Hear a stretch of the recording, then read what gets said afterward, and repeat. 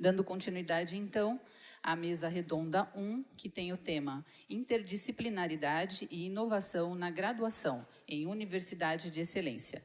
Para tanto, convido o coordenador, professor Antônio Carlos Hernandes, pró-reitor de graduação da USP.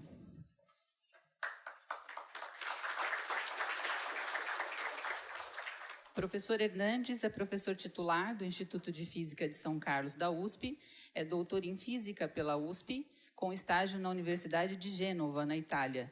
Atualmente é vice-coordenador do Instituto Nacional de Ciência e Tecnologia dos Materiais em Nanotecnologia. Também é coordenador de difusão científica do Centro para o Desenvolvimento de Materiais Funcionais do CEPID-FAPESP.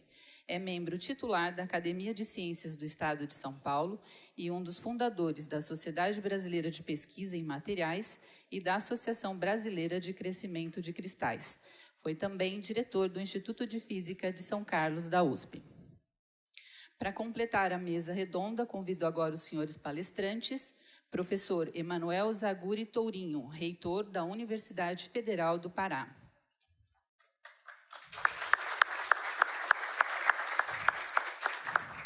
Professor Luiz Alberto Pilati, reitor da Universidade Tecnológica Federal do Paraná.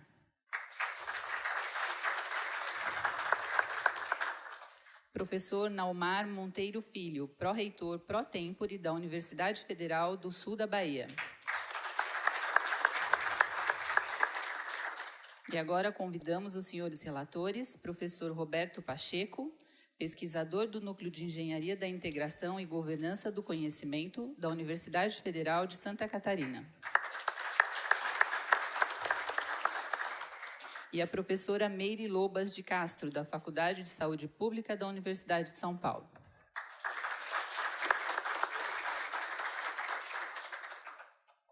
Agora, por favor, as palavras do coordenador, professor Antônio Carlos Hernandes. Bom dia a todas e a todos. Depois de um painel amplo como esse, vamos focar um pouco o tema e trabalhar, então, mais especificamente com a questão da interdisciplinaridade e inovação na graduação. Eu queria só aproveitar e dizer dois pontos do que foi falado. Quer dizer, tem muitos colegas de outras universidades, e aí ficou se falando muito da Universidade de São Paulo, nas falas, um pouco natural, porque as pessoas que falaram são daqui, mas nós estamos um caminhão de problemas. E entre os problemas, um dos principais é que qualquer mudança que vai ser feita, consome um tempo enorme para mudar todo esse processo. Então, você tem o decaimento desse processo, ele é exponencial e muito lento. Então, é muito difícil você fazer todo e qualquer processo de mudança, de incrementação.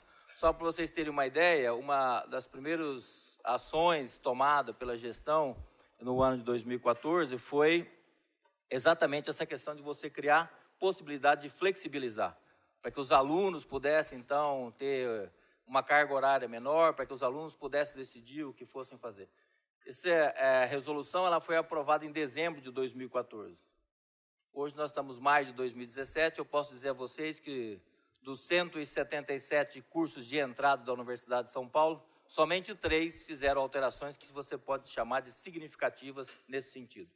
Isso é só para dizer uma ideia da quantidade do tempo. Então, ou seja, você resolve rapidamente, às vezes, a questão essencial, que é que muitos colocam, que é a questão da dificuldade. Hoje, a autonomia administrativa e pedagógica de alteração dos cursos estão nas faculdades, nos institutos, as unidades que decidem sobre isso. O outro ponto que é colocado, que eu acho que foi importante, e é importante relembrar, é a questão da mobilidade. Os alunos andam muito pouco, muito pouco. A gente tem tentado fazer esse processo, que é o processo de o aluno ter novas experiências. Ter novas experiências que não somente dentro da própria Universidade de São Paulo, que isso não existe. Você tem aluno do campus interior que não conhece o campus da capital. Então, é uma dificuldade enorme, não é só questão financeira. Se privilegia, muitas vezes, a mobilidade, que é a mobilidade internacional. Claro, que tem um impacto, que é um impacto fundamental em todo o processo. Mas a questão da mobilidade entre as 3 universidades estaduais paulistas, por exemplo, que tem um acordo assinado desde 1990, em que foi assinado pelos 3 reitores à época, de que qualquer aluno que faça a disciplina na Universidade de São Paulo, na Unicamp e Unesp, é automaticamente aceito. Quantos alunos vocês imaginam que devem participar disso? É baixíssimo, baixíssimo. Então, veja que o problema, quer dizer, soluções para parte desses problemas, de você fazer com que tudo isso aconteça, eles já foram, de certa maneira, resolvidos, já foram equacionados.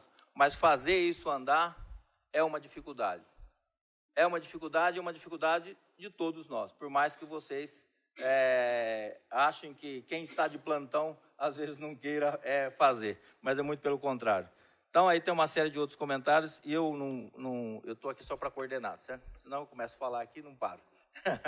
Então, eu quero, inicialmente, eu vou fazer uma pequena introdução de cada professor que está aqui, e depois já chamá-lo para fazer a apresentação. Então, o primeiro é o professor Manuel Zaguri Tourinho, ele é doutor em Psicologia Experimental, titular da Universidade Federal do Pará e exerce a função de reitor da Universidade Federal do Pará, do qual agora terá o tempo para sua apresentação.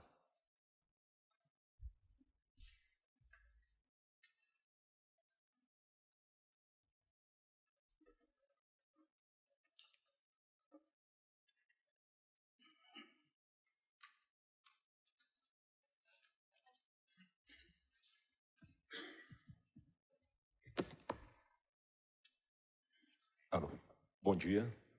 Eu queria inicialmente agradecer o convite para participar desse evento. O que eu vou apresentar rapidamente são algumas reflexões que nós temos feito na Universidade Federal do Pará e algumas ideias que vimos discutindo e algumas experiências que já temos acumulado. Nós somos uma universidade com 12 campi espalhados pelo interior do estado, 50 mil alunos, criada em 1957. Portanto, estamos completando 60 anos de existência. Com essa idade, obviamente, somos uma universidade com uma forte cultura disciplinar, enraizada, bem estabelecida, e que, obviamente, cria uma série de dificuldades para que se promova essas experiências de formação e produção de conhecimento no ambiente interdisciplinar. Apesar disso, e talvez isso tenha que ser uma estratégia para a gente nos anos seguintes, já que nós estamos falando de uma mudança de cultura que, como já mencionado aqui, leva tempo para acontecer, uma estratégia que nós temos usado é, nos cursos novos, ao abrir novos cursos, pensar em cursos que já nasçam multidisciplinares ou interdisciplinares. Temos algumas experiências, como o curso de engenharia, de bioprocessos, biotecnologia, museologia, que já nascem desse jeito. Mas a grande parte dos nossos cursos nasceu como cursos disciplinares que, portanto, apresentam problemas dessa ordem. Currículos são predominantemente, ou quase que estritamente, disciplinares, e isso, em parte, eu penso que decorre de um problema que há ainda no país, que é a persistência da cultura do currículo mínimo. Nós mudamos a legislação, não é, relacionada à abertura de cursos novos, mas boa parte da nossa comunidade ainda raciocina com aquela lógica dos currículos mínimos, e uma evidência disso é que há muito pouca diferença de um curso para outro em cada área no país. Nós repetimos as mesmas estruturas curriculares, as mesmas propostas de formação, embora a legislação hoje permita muita variação.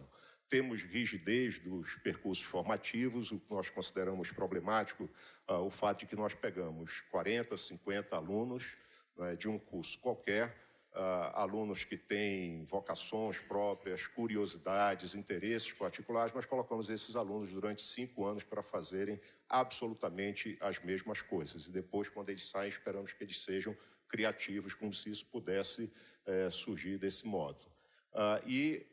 Parte dessa cultura estabelecida se manifesta por meio de uma preocupação, de um conjunto de práticas que garantem que em cada unidade responsável pela oferta do curso sejam sistematicamente contratados docentes que têm formação naquela mesma área do curso. Portanto, colocando esses alunos também em interação quase que integralmente durante o curso, apenas com profissionais formados numa mesma área. Nós temos, ao lado disso, como também já mencionado aqui, avançado bastante na interdisciplinaridade na área de pesquisa e pós-graduação. Temos muitos cursos já interdisciplinares ou muitos disciplinares, muitos programas de pesquisa que agregam competências diversas, e isso basicamente reflete o fato de que nós temos menor regulação das corporações, não é, sobre esses cursos, o que significa que isto é um dos obstáculos, como também já mencionado aqui na graduação. Nós temos iniciativas das agências de fomento que estimulam o desenvolvimento de programas de pesquisa interdisciplinares. A universidade, usufruindo destas oportunidades, também tem maiores chances de estabelecer esses programas. E temos o rebatimento disso na extensão e na inovação. Então, as experiências que nós temos mais fortes em interdisciplinaridade estão na pesquisa e na pós-graduação, que, em tese, pelo menos, deveriam repercutir na formação da graduação, porém, não é isso o que acontece. Falar rapidamente aqui sobre algumas condições em que essas tendências elas são subvertidas, não é? Nas unidades que oferecem a graduação, então, nós temos menor presença da pesquisa. Isso implica o fato de que esse avanço na pesquisa e na pós-graduação não repercute no ensino de graduação. Nós temos algumas iniciativas que são isoladas, o que significa que nós carecemos de políticas institucionais que acelerem esse processo, e o que tem sido possível de avançar é justamente naquilo que eu mencionei antes, quando a gente, no momento de criar novos cursos, os cria com base nessa experiência já interdisciplinar. Algumas coisas que nós temos feito que nos ajudam nessa direção. Em primeiro lugar, em 1970, foi criado um estatuto novo na universidade, em que se estabeleceu um novo tipo de unidade acadêmica, designada como núcleo, e esses núcleos são tidos como unidades interdisciplinares ou multidisciplinares. Esses núcleos depois foram reafirmados num estatuto de 2006, e eles passaram a ser os responsáveis pela oferta de programas de pós-graduação interdisciplinares. Nós tivemos, em 1977, um dos primeiros programas de pós-graduação interdisciplinares, sediado num desses núcleos, um dos primeiros do Brasil, que foi o mestrado em Planejamento e Desenvolvimento da Amazônia. Agora, nesse mesmo Estatuto de 2006, nós extinguimos os departamentos. Para responder ali o colega da matemática, que mencionou como fazer isso, nós tínhamos dentro dos institutos departamentos e colegiados. Os departamentos tinham como referência principal áreas de conhecimento ou áreas de desenvolvimento da pesquisa, e os colegiados cuidavam dos cursos de graduação. Nós extinguimos ambos e criamos a faculdade como única unidade dentro dos institutos, e essa faculdade, essa unidade, então, tem como referência principal o curso pelo qual ela é responsável, não áreas de conhecimento ou áreas de desenvolvimento da pesquisa. Além de economizar várias funções e gratificações, esse exemplo, essa medida tem dado certo, tem funcionado, sobretudo, tem proporcionado maior governabilidade sobre a oferta da graduação, a solução de vários problemas que existiam antes. Agora ainda foi trazido para dentro da faculdade aquela cultura anterior própria dos departamentos, que é essa cultura disciplinar. Em 2014, nós mudamos a regra para concurso de titular, estabelecendo não mais concurso com requisito de área de formação, mas apenas área de produção intelectual. Então, você pode fazer um concurso, por exemplo, para psicologia jurídica e aceitar sociólogos, psicólogos, pedagogos ou quem quer que tenha produção intelectual nessa área. E, no momento, as medidas que nós temos discutido são flexibilização curricular, consiste em estabelecer que um limite para o que do currículo do curso, o que pedaço da carga horária do curso a faculdade tem autonomia para definir, e que outro pedaço fica para o aluno definir em termos do percurso que ele quiser fazer dentro da universidade.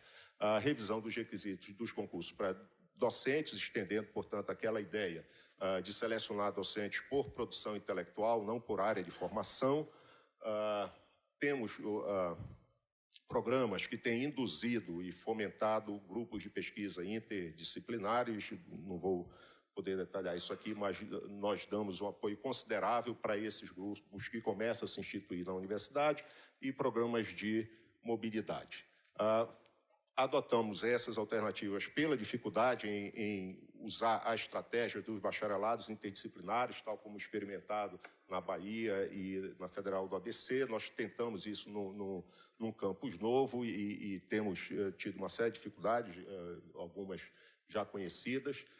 Na flexibilização, a ideia da gente é que a faculdade legisla sobre 70% a 80% da carga horária do curso. O resto da carga horária que o aluno deve cumprir, ele deve circular por atividades de diferentes cursos, de diferentes unidades. Então, um aluno de psicologia pode frequentar atividades de formação na arquitetura, na biologia, no direito, na engenharia, onde ele quiser, por uma parte de 20% a 30% da carga horária que ele deve cumprir. Com isso, a gente espera que cada aluno tenha um percurso de formação próprio com relação aos seus interesses, que permita ao aluno dialogar com diferentes grupos da universidade e daí desenvolver projetos que sejam efetivamente inovadores.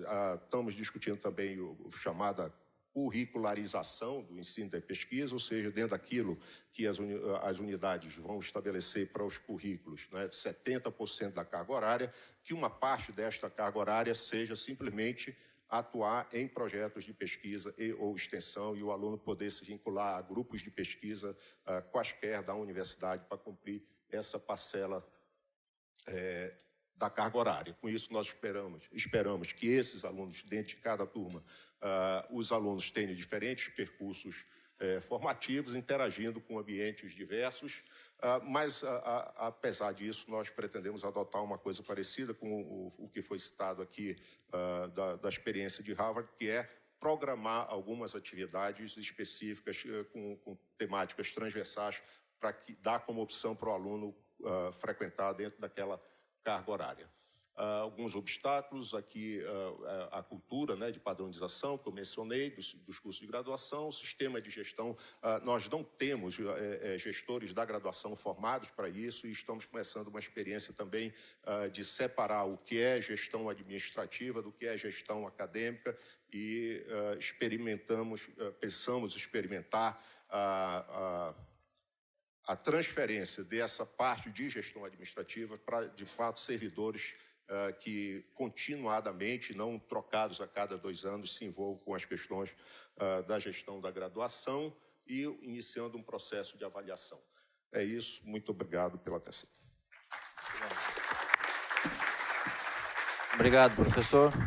Agora o professor Luiz Alberto Pilati, ele é doutor em Educação Física pela Universidade Estadual de Campinas, professor titular pela Universidade Tecnológica Federal do Paraná, onde exerce o cargo de reitor até 2020. Bom dia. Diferente dos outros palestrantes, eu não organizei até um PowerPoint, até por uma dificuldade com tempo, e provavelmente eu vou extrapolar. Então eu optei por organizar uma fala. E essa fala, ela tem um texto escrito e formalizado no livro Ensino, Pesquisa e Inovação, que foi organizado pelo professor Arlindo, a quem agradeço o convite, professor Valdir, professor Pacheco, que fazem parte da mesa. E esse texto tem o título A Internalização da Interdisciplinaridade como condição para a internacionalização da UTF-PR. Inicialmente, eu gostaria de dizer que a UTF-PR, a Universidade Tecnológica Federal do Paraná, é uma jovem universidade e é um case interessante nesse momento e nessa discussão. Inicialmente, porque o Brasil tem apenas uma universidade tecnológica. E, apesar da luta de alguns centros federais se transformarem, existe uma resistência muito forte do governo federal em novas universidades tecnológicas. É importante destacar que as universidades tecnológicas têm um papel importante no mundo. Um exemplo é o MIT. Nós, enquanto universidade, temos clareza da importância, e essa importância não é um dado interno. Por exemplo, a Associação Europeia das Universidades levantou um dado: quais eram as estratégias que determinavam o caminho das universidades europeias. E eles apontaram que 22% das universidades se baseavam pela internacionalização, 21% pegavam a qualidade e 15% vinham os processos interdisciplinares e o processo de Bolonha como o elemento fundamental de estratégia.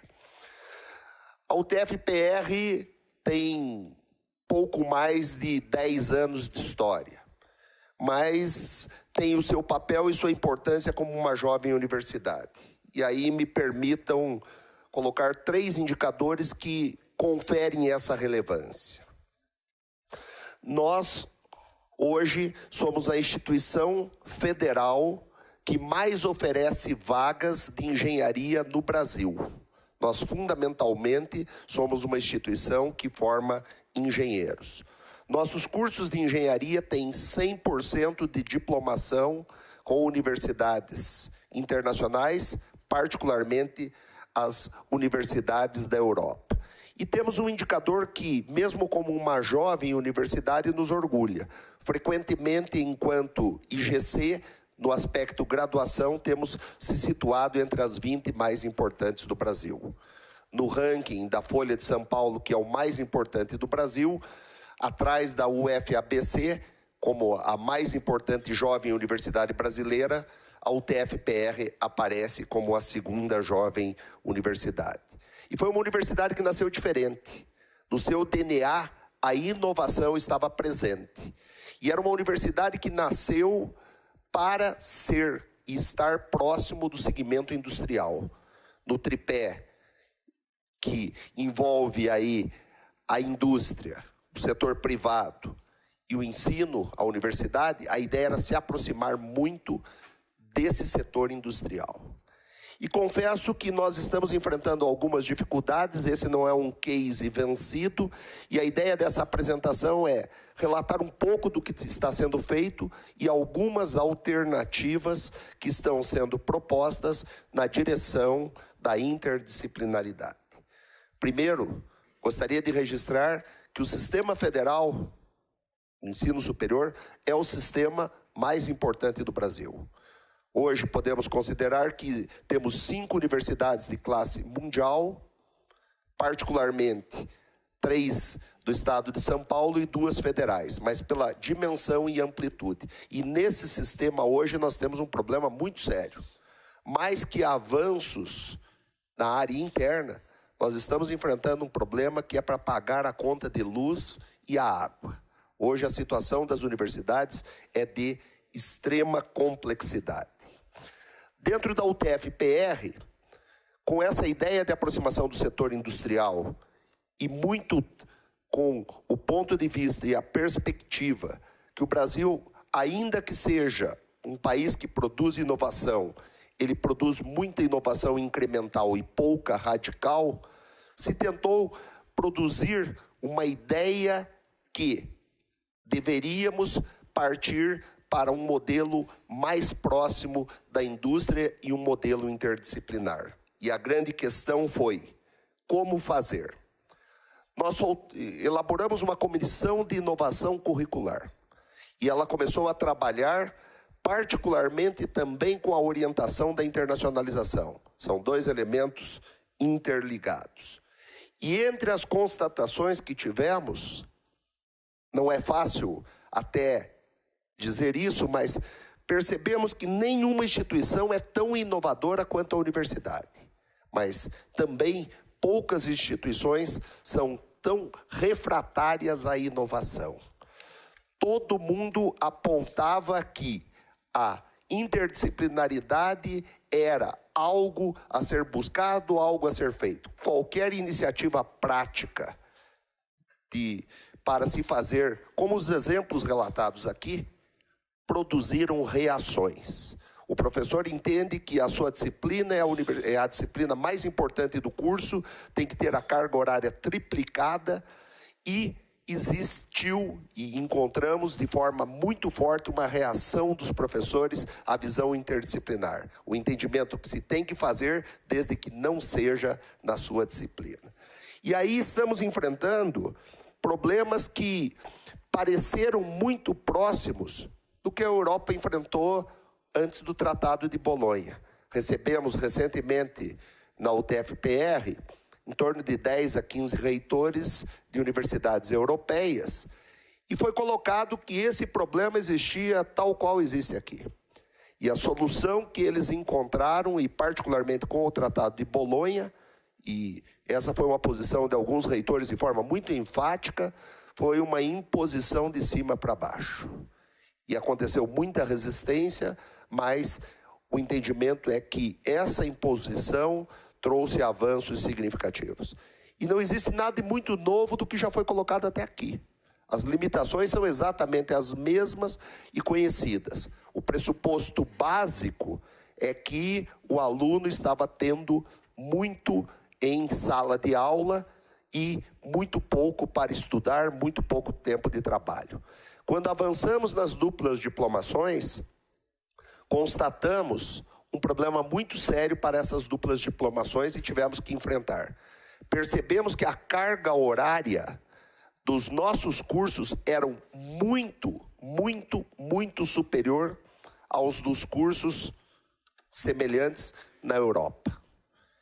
E esse desafio de enfrentar essa condição e buscar a interdisciplinaridade apresenta problemas sérios.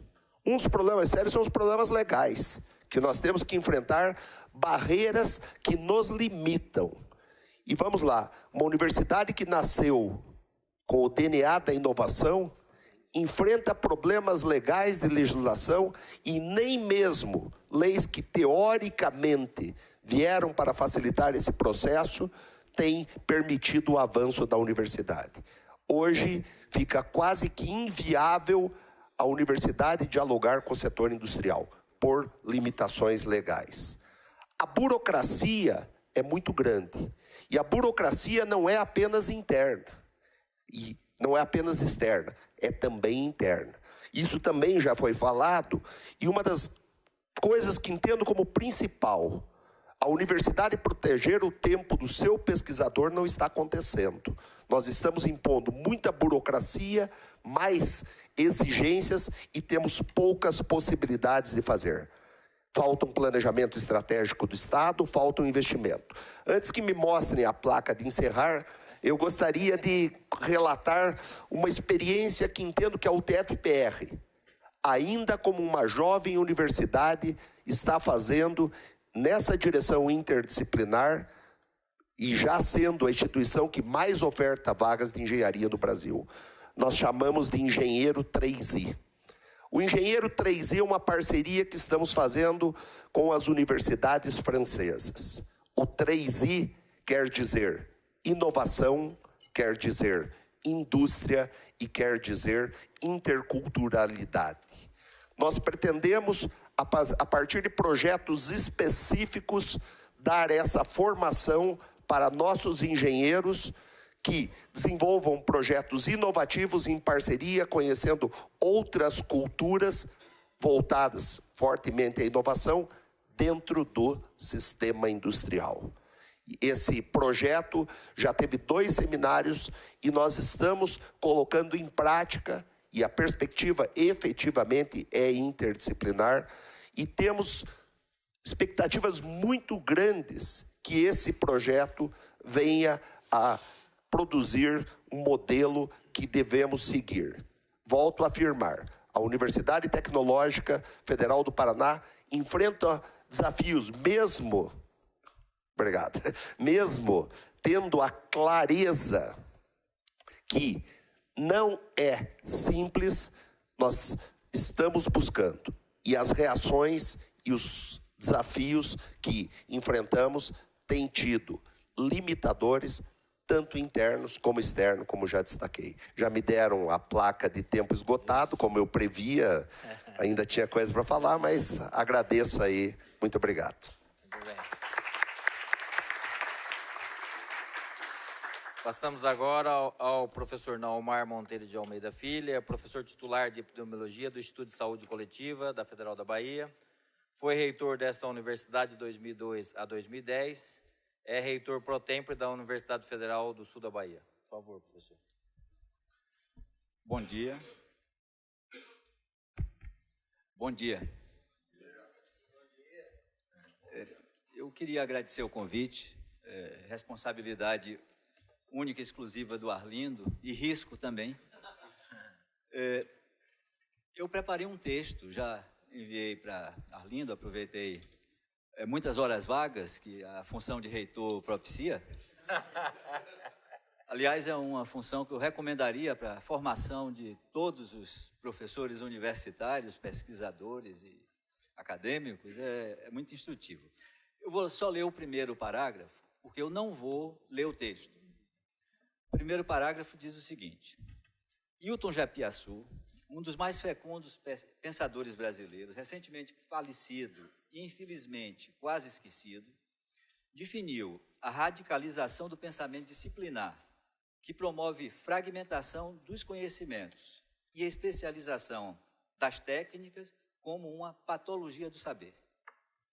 Trata-se de uma modalidade específica da categoria alienação, para descrever e, numa hipótese de boa-fé, ajudar a compreender condições, problemas e efeitos dessa alienação peculiar.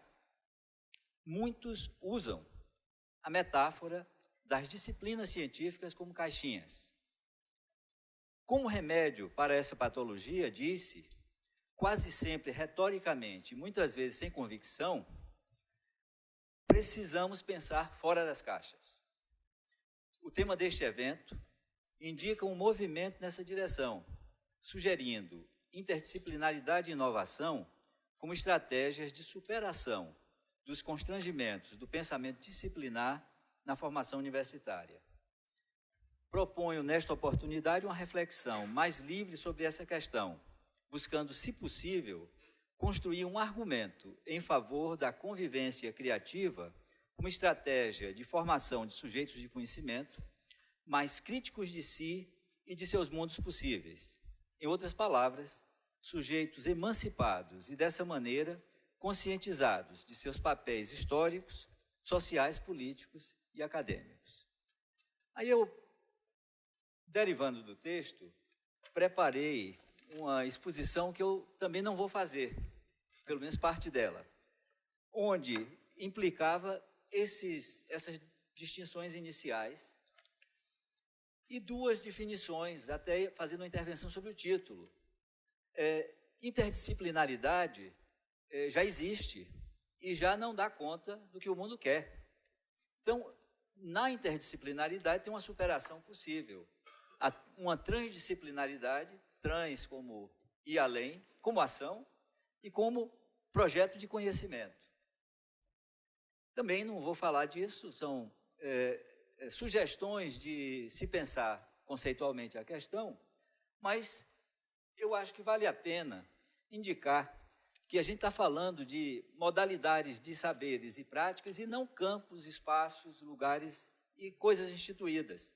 Porque uma vez instituídas, elas passam a ser objeto de superação. Não faz sentido tomar a interdisciplinaridade como um gueto, quer dizer, um lugar isolado onde o que não está conforme o geral fica ali excluído e contido e controlado. E tem uma tese dominante que eu queria compartilhar com vocês. A tese dominante é que tem etapas de conhecimento. Primeiro, sejamos disciplinares. Depois, multi. Depois, inter e, se possível, em algum dia, trans. Portanto, institutos avançados é o lugar onde se fala disso. Aliás, estamos aqui numa iniciativa de um instituto avançado falando disso. E na pós-graduação, na pesquisa avançada, se pode falar disso, mas a graduação, na tese dominante, deve ser aquisição de competências disciplinares. E eu vou propor a gente refletir sobre uma tese crítica. A interdisciplinaridade não é uma pós-disciplinaridade ou uma derivação das disciplinas. E se desde cedo não formarmos os sujeitos neste pensamento, esperar para fazer na pós-graduação é tarde demais. E é a raiz de muitos dos problemas que alguns de nós nos queixamos, né? E essa é a pergunta. Se a nossa universidade está querendo mesmo discutir seriamente o assunto. E dizer que todas as universidades de excelência do mundo, fora do Brasil, a graduação é interdisciplinar.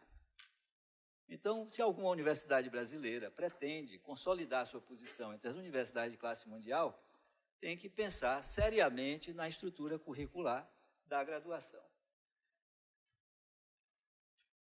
E esse é um assunto que tem muitas dimensões. Aí estão apenas 3 delas, mas não podemos pensar nos processos pedagógicos, deixar de pensar nos processos pedagógicos. É uma questão dificílima de cultura institucional, os depoimentos são vários nessa direção, mas também é um tema de estrutura curricular. O Brasil teve uma reforma universitária em 1968, que é a que conforma a maioria das nossas instituições. Tivemos uma reforma que eu acho que ainda foi frustra, em 2008, e o assunto mais importante na reforma de 2008 foi apenas de modo parcial e limitado adotado, que foram algumas tentativas de inovação na reestruturação curricular. Esse é um quadro recente, perdoe, está em inglês, mas é o que eu usei para uma apresentação que eu fiz sobre o sistema universitário brasileiro, né? 2 universidades avançaram muito na reforma de 2008. A Federal do ABC, que, na verdade, ela foi modelo para a reforma de 2008, mas não seguido, e a Federal da Bahia, que eu era reitor no período, Bevilacqua, grande parceiro, fez assim vários lançamentos de responsabilidade para eu dizer coisas que eu estou dizendo, algumas delas agora, mas já são 18 universidades brasileiras e agora 19 universidades brasileiras que têm, pelo menos, alguma experiência de interdisciplinaridade na graduação. São 41 cursos no Brasil, alguns deles de expressão mais reduzida, mas 2 universidades são radicais nesse processo. A Federal do ABC, onde só se entra através de cursos de primeiro ciclo, no sistema college, no sistema undergraduate, no sistema de Bolonha, e a nossa lá no sul da Bahia, modestamente, uma universidade que tem apenas 3 anos de operação. Eu vou pular, porque o tempo já está curto. Esse foi um modelo que a gente implantou antes, e agora, lá na Federal do Sul da Bahia, a nossa proposta é muito simples. A gente muda o regime quadrimestral, o regime semestral, que é uma ficção. A Universidade Brasileira fica 5 meses e meio sem funcionar do ponto de vista de ensino e ainda não se presta conta geral disso. A Federal do ABC já usa o regime dos quarters, que as grandes universidades do mundo usam esse regime também. Flexibilidade no currículo, pedagogias ativas mediadas por tecnologia, cobertura territorial, estrutura organizacional mais leve possível, né? E aí é o que eu queria chegar. Todos os alunos da nossa universidade compartilham uma formação geral. Na mesma sala, o aluno vai fazer direito, engenharia, qualquer coisa, está na mesma sala. Escolhe a grande área, alguns na entrada, outros no percurso.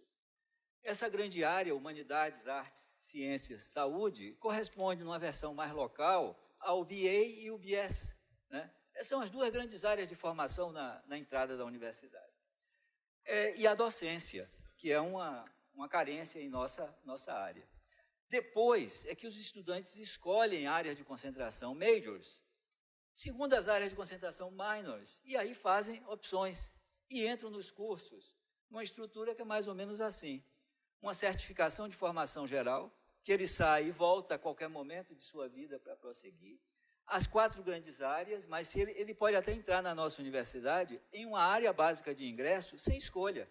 Depois faz a escolha com grande permeabilidade no primeiro ciclo.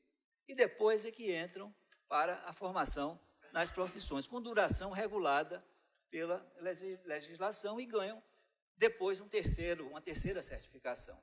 A Federal do ABC também usa um sistema realmente muito parecido. E formação de professores, que na nossa região é o grande apagão. O Brasil não fala, mas tem um apagão muito maior de professores do que qualquer outro apagão profissional existente. Só que usamos áreas interdisciplinares para a formação de professores, e não aquelas áreas canônicas restritas. Essa é a nossa região sul da Bahia. Muitos de vocês conhecem o campus mais importante, maior da nossa universidade, que é Porto Seguro. Temos a reitoria em Itabuna e 2 campi, Porto Seguro e Teixeira de Freitas. E esses em vermelho são community colleges, colégios universitários, onde os alunos não precisam sair de onde moram para entrar na universidade e fazem aquela formação geral em seu local de residência, com cursos à noite e em fim de semana. E é uma forma extremamente eficiente de inclusão social dentro da estrutura curricular. Mas eu posso dizer, se vocês se interessarem, e na discussão, alguma questão que possa ser esclarecida, e agradeço novamente a generosidade de Arlindo pelo convite de estar aqui conversando com vocês. Obrigado. Muito bem.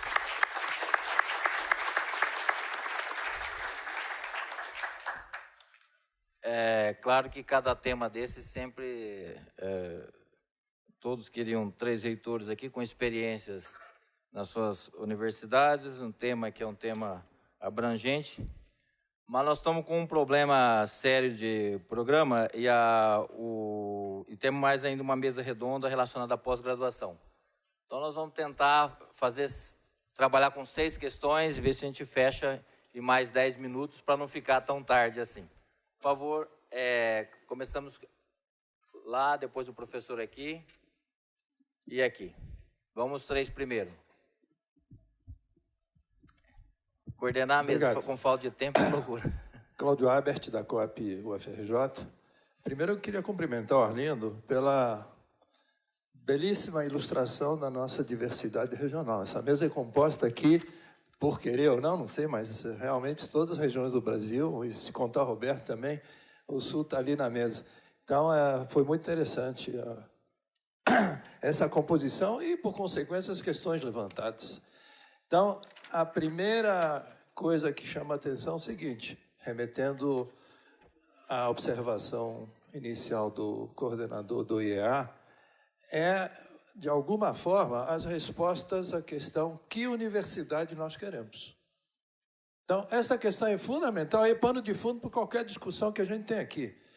É claro que é complicado discutir, né, num prazo de um dia só, essa situação. Mas o tempo todo eu tive dificuldade ao escrever a minha contribuição aqui, porque o que a gente quer? Né? A gente quer, obviamente, dar uma contribuição, porque a gente sabe que interdisciplinar é importante. Mas o pano de fundo é que universidade nós queremos. Que tipo de alunos nós queremos formar? E quando eu digo nós, eu até parei um pouco de dizer nós quem, cara pálida, como dizia o Zorro. Porque não é que não tenhamos legitimidade, mas fazemos parte de um setor da sociedade. Né? Eu estava numa reunião da Academia Brasileira de Ciências semana passada, onde um dos participantes disse assim, olha, é mais do que provado que a maioria de nós intelectuais ou professor universitário vivemos numa bolha e costumamos achar que o resto do mundo não existe. Então, esse é um perigo. Bom, são 2 questões. Primeira, como enfrentar a empregabilidade, que é a expectativa de 90% dos que procuram a universidade. Muitos dizem o seguinte, com um esquema desse, o CREA ou outro órgão regulador não me dá um diploma. Então, não vou arriscar. 2, é interessante só relembrar, né, essa questão da desaglutinação, né, do conhecimento. E dizer, no Renascimento, o conhecimento era quase que universal. Tínhamos a filosofia da natureza. E a especialização vai ocorrer ao longo dos séculos e gerar a situação que estamos hoje. Estaríamos, digamos, num ciclo de volta a isso? Ou isso é impossível? Por favor, à frente. Aí, professor. Professor Carlos Dantas, ex-pró-reitor de graduação da USP, de 74 a 77. Estou achando magnífico o encontro. Vimos discutindo essa questão desde a época que eu era pró-reitor e tentando encontrar alguma solução. A USP, sem dúvida, é a universidade mais importante do país e a que trouxe maiores contribuições para o sistema universitário brasileiro. Como diz o professor Bevilacqua, a própria formação da Unicamp, mas a USP tem também sérios problemas que eu acho que nós podemos aprender com as novas universidades. Talvez as condições que essas universidades estão experimentando permitam que elas realizem alguns programas que não conseguimos. Eu queria dizer o seguinte, para mim, na USP, é impossível realizar a interdisciplinariedade se não houver uma mudança no campus, se não se criarem áreas onde as pessoas se encontram, alunos e professores. É impossível, só é possível num curso como Ciências Moleculares, que tem 20 alunos, que podem se deslocar para uma sede.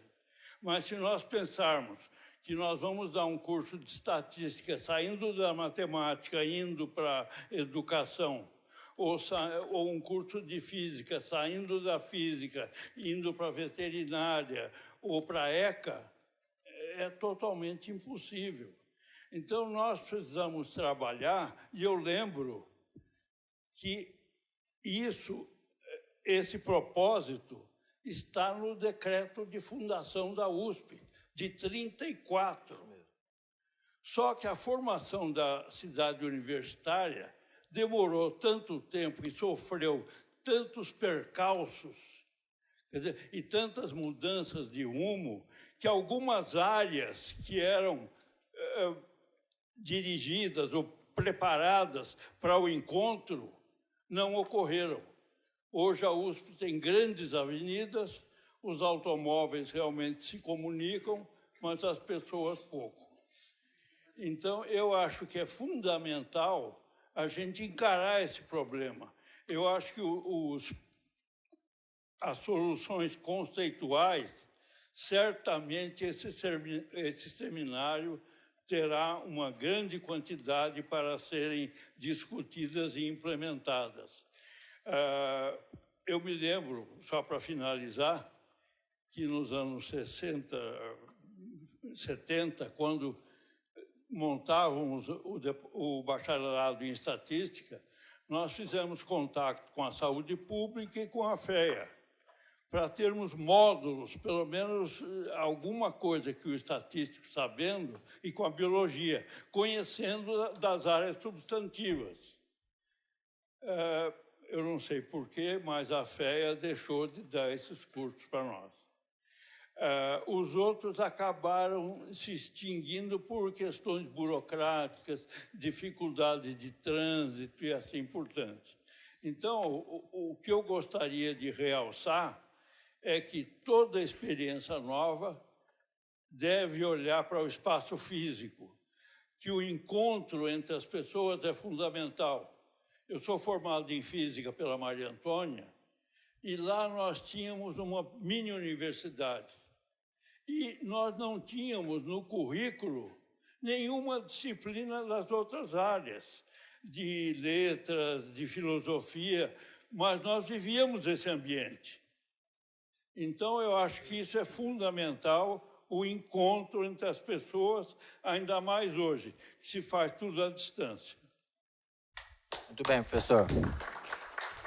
Professor... Sou eu, Estevão Las Casas, da UFMG. A respeito, eu queria aproveitar a oportunidade do professor Naumar estar aqui, que ele passou por duas experiências bem diferentes, né? Uma na Federal da Bahia, outra na Universidade do Sul da Bahia.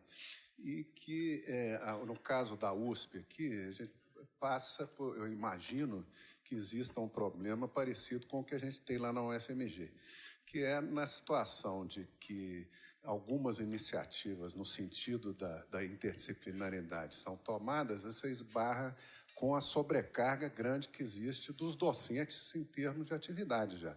Não só burocráticas, como acadêmicas, aulas, pesquisas, orientações e tal.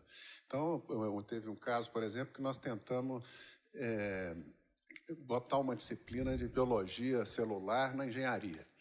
E o pessoal achou ótimo e tal, a resistência que teve foi em termos de carga horária, foi mais uma disciplina, né?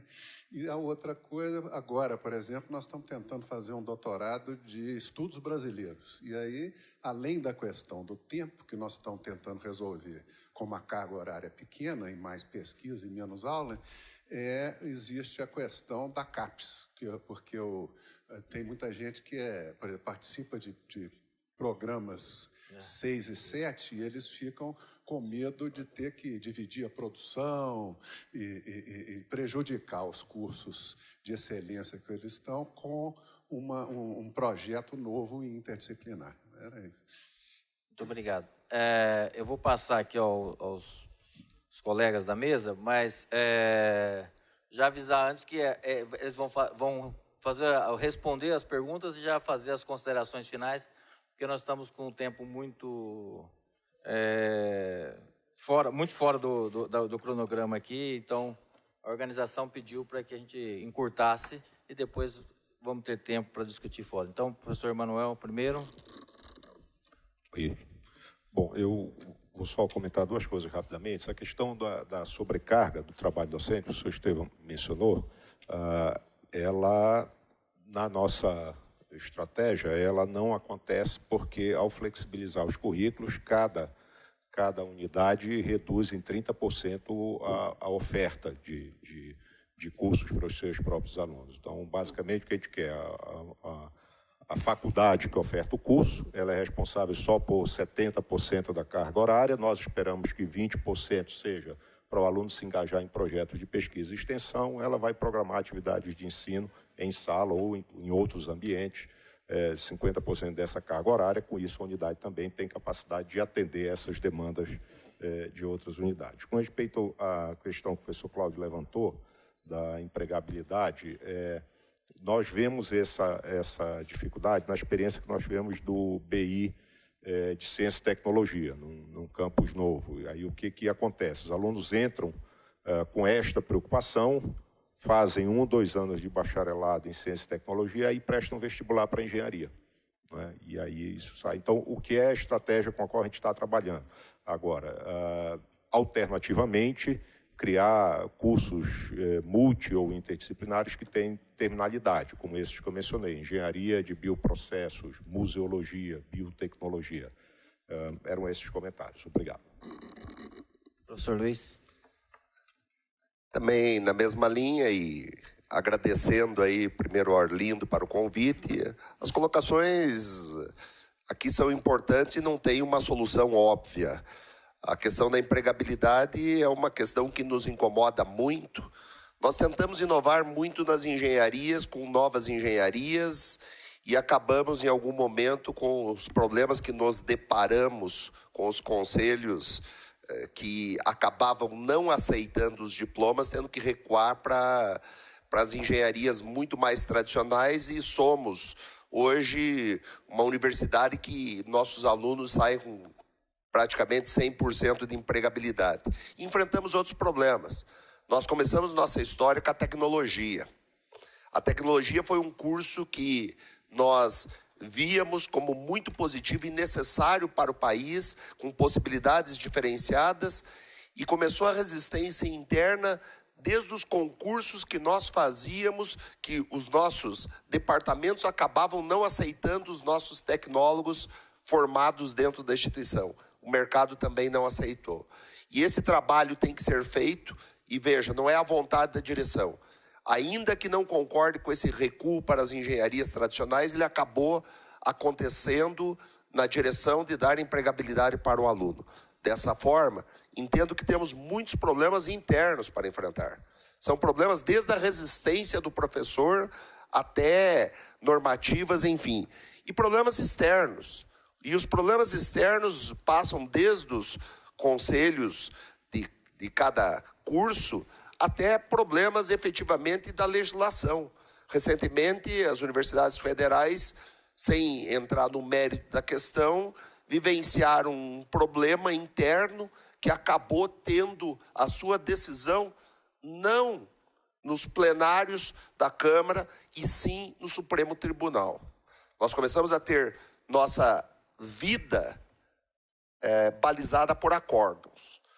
E vivemos e temos um Congresso que, notadamente, ainda que a parte da educação tem apoio, que temos uma frente parlamentar com um líder muito importante, ela tem uma predominância do privado em relação ao público. E esse é o interesse. Não basta boas iniciativas e boas ideias. O enfrentamento dessas questões, tanto do plano interno como externo, são absolutamente necessárias. Muito obrigado. Obrigado, professor Luiz. Professor Naumar. Eu vou fazer 2 comentários bem objetivos. O primeiro deles é sobre a questão da internacionalização. As universidades brasileiras têm um problema claro de incompatibilidade internacional na graduação. Isso produz efeitos que o Ciências Sem Fronteiras, de modo eloquente, desnudou. Um aluno de 4º ano de medicina, 4º ano de direito, não entrou nem na faculdade de medicina, nem na faculdade de direito nos países desenvolvidos. Na engenharia, isso também apareceu. E o segundo problema dessa incompatibilidade é que nós temos currículos rígidos. Os outros países não têm currículos rígidos. Então, os alunos cumprem atividades na graduação, retornam e os colegiados não aceitam. O primeiro comentário é este. O segundo, sobre a questão da inovação na universidade, exatamente a experiência de ter sido reitor, talvez tem uma polêmica. A universidade mais antiga do Brasil pode ser a Federal da Bahia, porque em 1808 abriu-se um colégio médico-cirúrgico, ou pode ser a UFRJ, que teve uma faculdade de medicina também criada por aí. A experiência de ser reitor da Universidade Federal mais antiga, onde um projeto dessa natureza foi proposto e permitiu, no Reúne, uma duplicação da oferta de vagas, sem aumentar carga horária docente. Por quê? Flexibilidade. Currículos rígidos implicam salas vazias. E quanto mais, chegando perto da finalização do curso, mais vazias as salas. Currículos flexíveis implicam otimização do trabalho docente. Essa experiência é muito interessante, aprendemos muito. E qual é o problema dela? É que foi implantada numa universidade que não mudou a sua estrutura em geral. Então, temos lá bacharelados interdisciplinares confinados numa unidade para isso. E a minha experiência agora, numa universidade que, das novas, é a que não tinha nada. Ela não é campus desmembrado, não é agregação de unidades universitárias ou acadêmicas isoladas, não. Ela foi construída num lugar que não tinha nada. Daí que o modelo dos colégios universitários, que são os nossos community colleges, tem uma inovação, não somente do ponto de vista de inclusão, mas também do ponto de vista de estrutura curricular. Essa experiência encontra 2 problemas, e os 2 são internos. Um é financiamento no momento de crise, apoio. E o segundo é matrizes mentais dos sujeitos que são supostos como os protagonistas no processo de implantação, principalmente os docentes. Não temos até agora nenhum problema, nem com concepção, o debate está muito avançado com as corporações.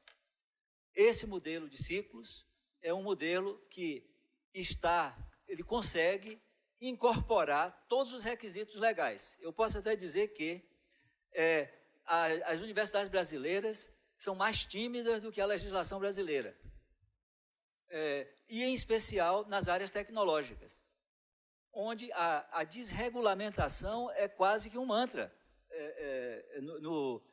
principalmente nos segmentos dos setores produtivos. Sobre a empregabilidade, eu remeto a conversar com o professor Klaus, que já tem avaliação de mais de uma década da experiência com regime de ciclos na graduação. E eles têm avaliações muito fortes, muito interessantes, muito robustas sobre o assunto. E agradeço novamente o convite de estar aqui com vocês. Muito obrigado, professor. Eu quero aqui formalmente agradecer aos reitores, então, ao professor Manuel Tourinho, ao professor Luiz Pilati, ao professor Naumar de Almeida Filho, e aos os relatores aqui, o Roberto Pacheco e a Mary Lobas de Castro. Muito obrigado a todos vocês e passamos então à próxima mesa. Estamos com o prazo estourado. Muito obrigado. Encerramos então a mesa redonda 1. Nossos agradecimentos aos professores participantes.